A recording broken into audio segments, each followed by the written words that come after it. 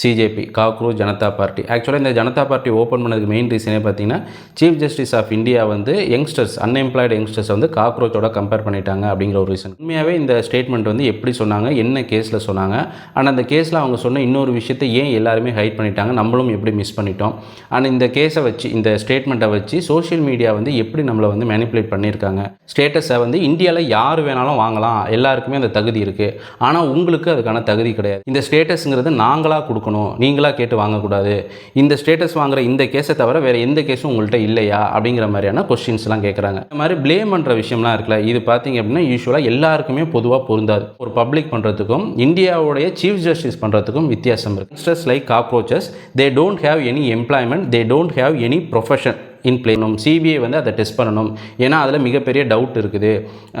இதை பற்றி வந்து பார் கவுன்சிலுக்கு எந்த ஒரு கேரும் கிடையாது, ஏன்னா அவங்களுக்கு இந்த அட்வொகேட்ஸோட ஓட்டெல்லாம் தேவை, அதனால் அவங்க இதை பற்றி எதுவும் கேர் பண்ணிக்க மாட்டாங்க. பட் சிபிஐ வந்து இதை வந்து வெரிஃபை பண்ணணும் அப்படிங்கிறது சொல்லியிருக்காங்க. ஆக்சுவலாக இதுதான் வந்து மிகப்பெரிய கான்ட்ரவர்ஷியலாக ஆயிருக்க வேண்டிய விஷயம், இதுதான் மிகப்பெரிய ப்ரொட்டஸ்ட் பண்ணியிருக்க வேண்டிய விஷயம். அன்எம்ப்ளாய்மெண்ட்டில் இருக்கக்கூடிய யங்ஸ்டர்ஸை டிஃபேம் பண்ணி தான் இந்த விஷயத்தை வந்து இவங்க ஹைலைட் பண்ணாங்க.